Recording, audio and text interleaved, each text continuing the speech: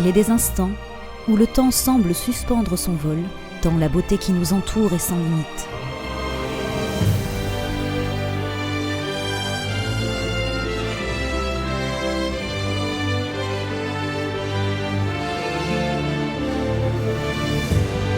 Au-delà du cercle polaire, à mi-chemin entre le Groenland et le Cap Nord, l'île norvégienne du Spitsberg est un véritable sanctuaire arctique. Nous arrivons actuellement au Spitsberg, cette île mythique du Grand Nord. Nous sommes arrivés avec le Gulf Stream, un courant assez chaud, qui permet d'avoir ces zones déglacées.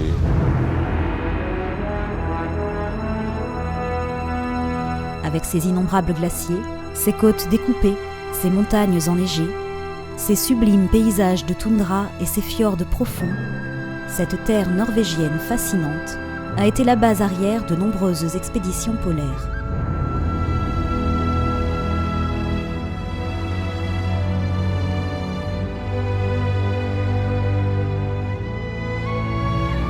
Ok, ça va? Ça va. Bien, une journée magnifique.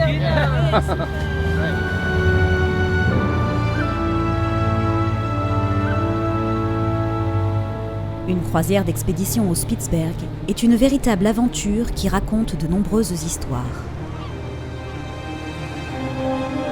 C'est l'histoire géologique de ces terres arctiques aux paysages grandioses. C'est l'histoire des explorateurs, des baleiniers et des trappeurs, et de leurs rudes conditions de vie, au milieu d'une nature insoumise, loin de toute civilisation. Bonjour à tous, bienvenue à la langue de Sars, à Sarstangen.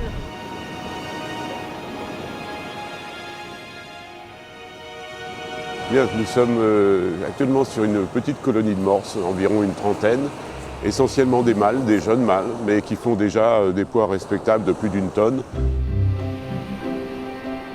Semblant se prélasser au soleil, on aperçoit souvent des colonies de morses au Spitsberg. Ces mammifères se distinguent des phoques par leur défense en ivoire et leurs moustaches, des vibrisses très sensibles qui leur permettent de toucher leur proie dans l'obscurité des profondeurs. Leur peau, imperméable et épaisse, les protège du froid de la banquise.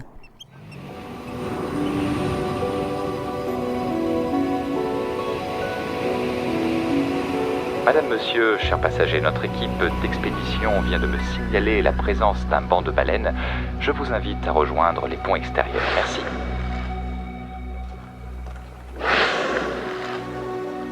Le Spitsberg est réputé pour l'observation des baleines. Une douzaine d'espèces évoluent dans les eaux de l'archipel. Baleines bleues, baleines boréales, orques, rorquals, narvals ou licornes de mer. Observer la reine des océans est une expérience unique, un moment magique.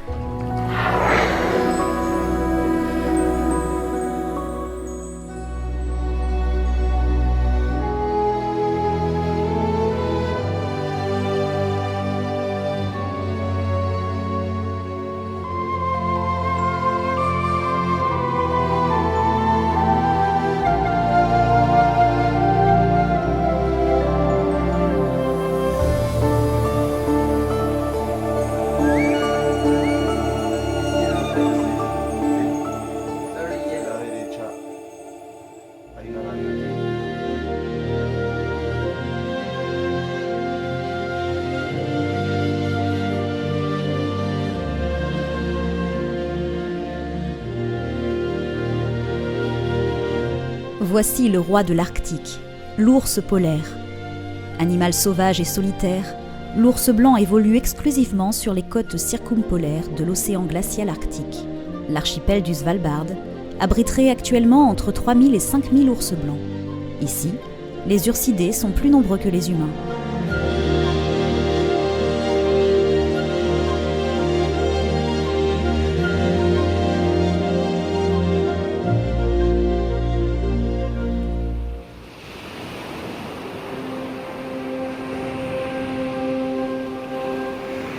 Les 2/3 du Spitsberg sont recouverts par des glaciers dont l'épaisseur varie de 300 à 400 mètres. De cette histoire glaciaire, le Spitsberg a hérité de côtes très découpées, de fjords profonds dont les plus longs mesurent plus de 100 km et de montagnes acérées qui culminent à 1713 mètres. Le World Explorer dispose d'une zone spacieuse avec vestiaires dédiée aux expéditions. Des escaliers et des plateformes mobiles sont déployés afin de faciliter l'accès aux zodiacs. Nous sommes actuellement devant le glacier de Monaco, célèbre glacier nommé ainsi par Albert Ier de Monaco, qui était un des premiers explorateurs du Spitzberg. Nous sommes sous une bonne journée et on va aller se promener parmi les icebergs, les growlers, les bourguignons et de très beaux icebergs.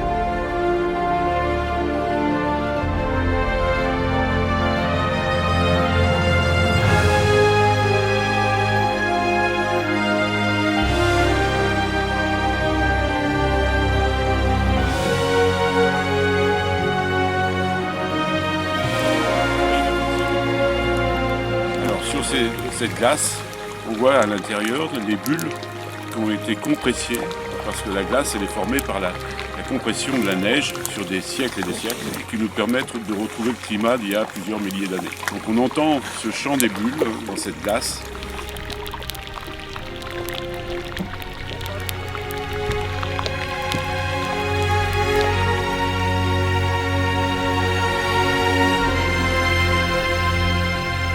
Bateaux pneumatiques de dernière génération, les 18 Zodiacs du World Explorer vous conduisent au plus près de la nature et de la faune arctique. Bonjour à tous. Bienvenue sur cette belle plage de sable fin, on se croirait aux Caraïbes. Alors la baie de la Madeleine, un site de baleiniers hollandais, l'un des sites les plus grands au Svalbard du XVIIe siècle.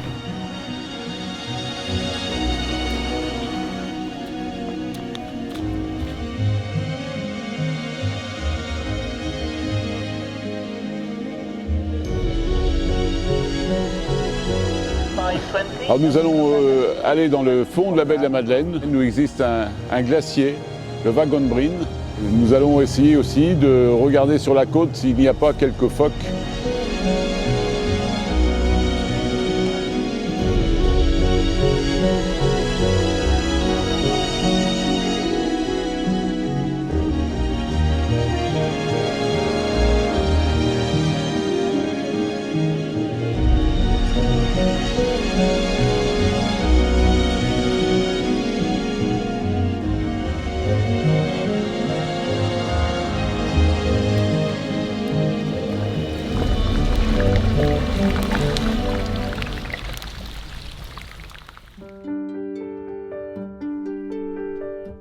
Près des 2/3 du territoire du Spitzberg est constitué de parcs naturels protégés qui abritent une faune sauvage. Au creux des falaises, mouettes, fulmars et guillemots évoluent dans un vacarme assourdissant. La beauté et l'immensité de ces lieux ne doit pas faire oublier son extrême fragilité. Les animaux vivant dans ces régions polaires sont rares, spécifiques et souvent menacés par les activités humaines, la chasse et le réchauffement climatique. Toutes les sorties en zodiac et à terre sont accompagnées de scientifiques qui veillent au strict respect de la nature et de ses animaux. L'ours polaire fait figure de symbole parmi les animaux polaires. Mais il n'est pas le seul. La fameuse mouette blanche, qui ne vit que sur la banquise, les macareux, renards arctiques, loups gris, rennes, morses, baleines boréales ou phoques promettent des rencontres fascinantes au Spitzberg.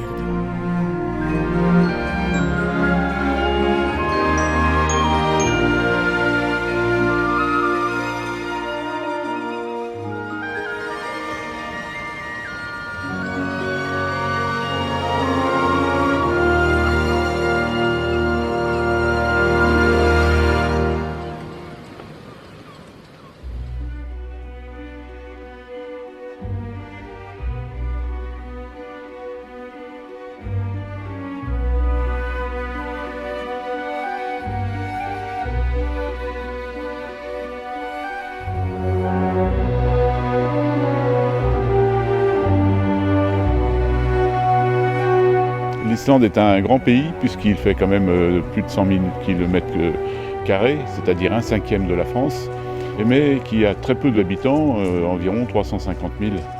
L'Islande, terre volcanique, comme on peut le voir, qui est un pays jeune par rapport à tous les pays qui les entourent, avec des continents qui sont bien plus vieux. L'Islande, environ 60 millions d'années. À la limite du cercle polaire arctique, l'Islande est une terre bien singulière, où toutes les forces de la nature s'entrechoquent et se mêlent. Terre de feu et de glace, d'énergie et de mystère, cette île offre une diversité de paysages époustouflants, ponctués d'innombrables volcans et de chutes d'eau.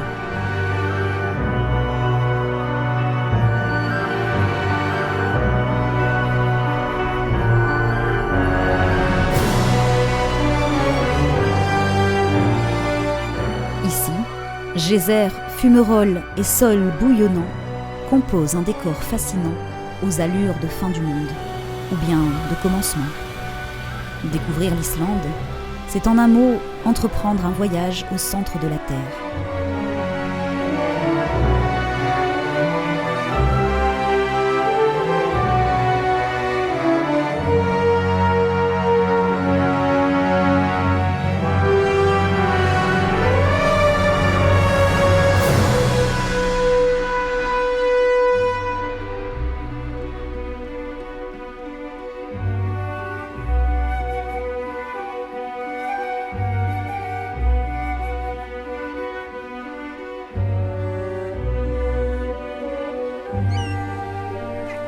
Véritable coin de paradis pour les ornithologues, où des milliers d'oiseaux marins semblent s'être donné rendez-vous, la petite île de Vigur, sauvage et verdoyante, se trouve reculée au fond d'un fjord à l'ouest de l'Islande.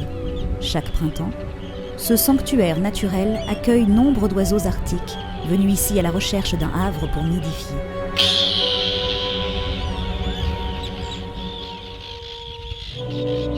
Macareux, sternes arctiques, Eider et guillemots s'élancent alors dans un grand ballet de séduction.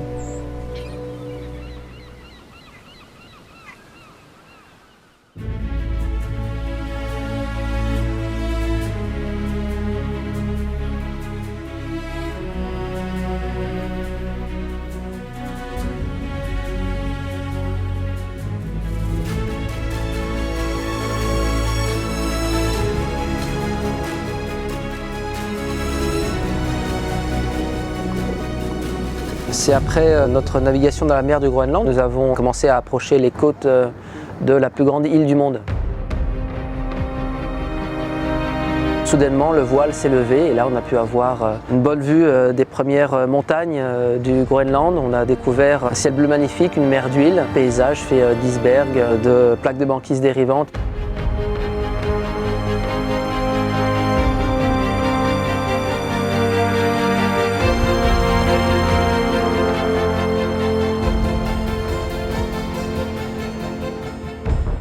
Continent blanc, le Groenland dévoile en majesté ses immenses étendues glaciaires. C'est ici que naissent la plupart des icebergs de l'hémisphère nord, blocs de glace éparpillés par milliers sur l'océan glacial arctique.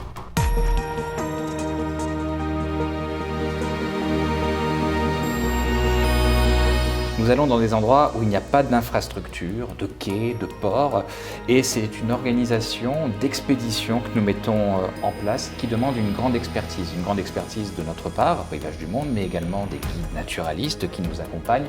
Nous partons en Zodiac, dans des petits bateaux, où finalement les passagers sont peu nombreux et surencadrés par une équipe de professionnels qui connaissent le terrain, qui connaissent les procédures, et c'est véritablement pour nous la priorité d'assurer à tout moment la sécurité de nos passagers. Alors bonjour à tous, on va vous offrir un petit tour à pied avec, ça va être des balades guidées.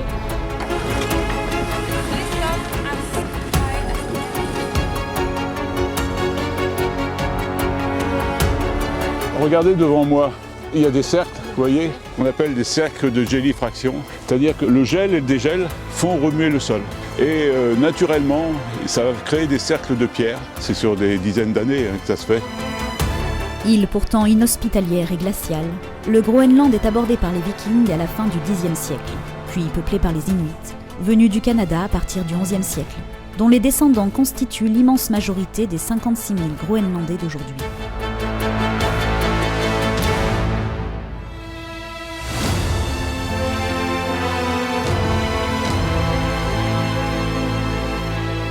Ce soir, là, on navigue à travers un champ d'icebergs. Donc, ils vont dériver tout doucement jusqu'au moment où ils vont s'échouer sur les côtes avant de se désintégrer. Plus petit bout, ça va prendre des années, voire des décennies, avant que ces icebergs fondent en mer.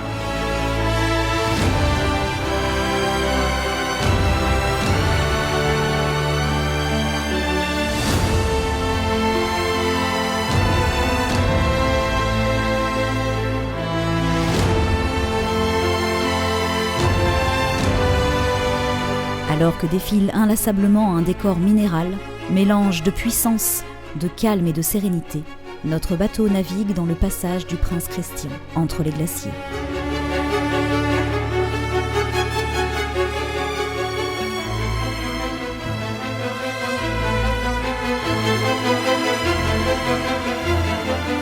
Les 3/4 de ces zones sont contrôlées, préservées, et donc sont contrôlés par des scientifiques qui nous autorisent à aller dans ces zones. Et on y va rentrant dans des conditions techniques et scientifiques bien encadrées.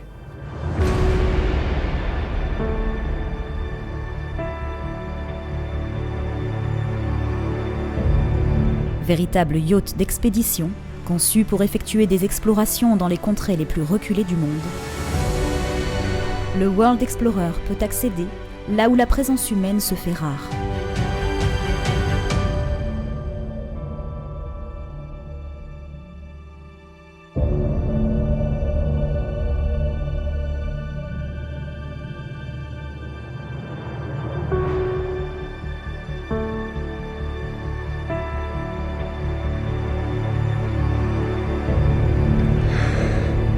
Dans un silence ouaté, où seul résonne le crissement de la glace, surgit alors un banc de baleines qui offre le plus beau et le plus majestueux des balais.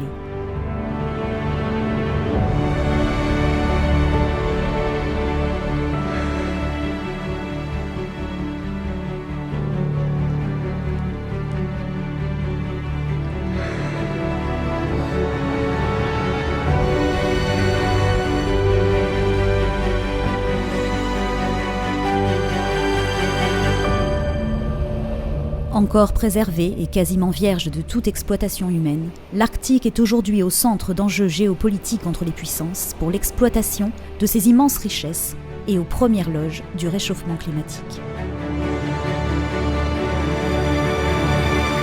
L'Arctique est beau et chacun souhaite en profiter en préservant au mieux ses régions fragiles.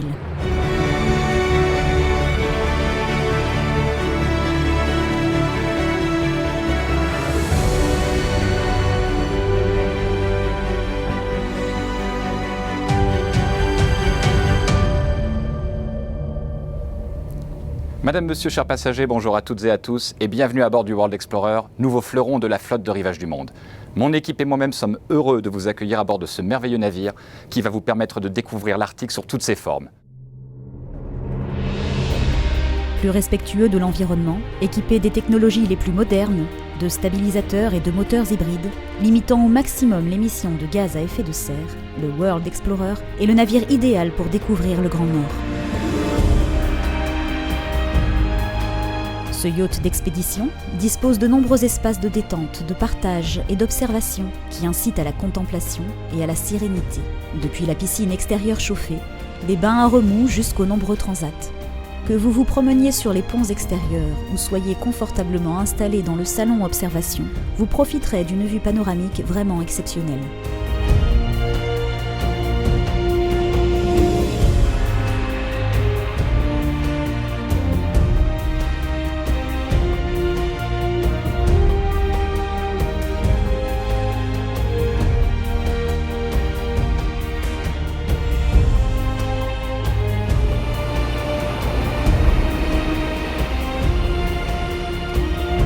Des conférences d'experts ont lieu dans l'élégant auditorium, équipé d'un écran géant et de fauteuils confortables.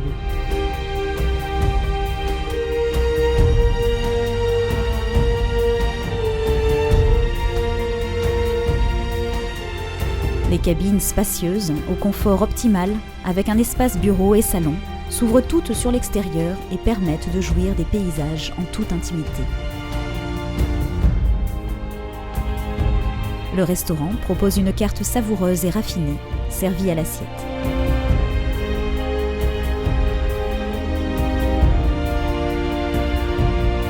Stéphanie Lequelec, chef française doublement étoilée au guide Michelin, signe les menus des dîners de gala à bord du World Explorer.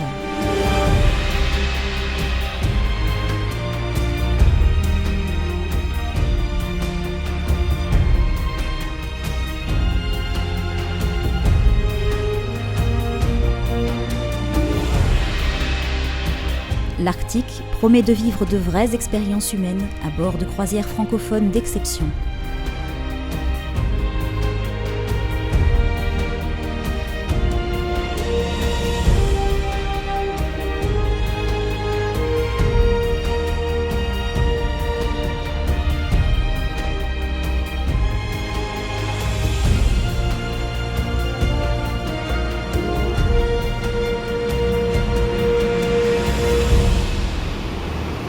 À bientôt pour voguer, échanger et rêver ensemble.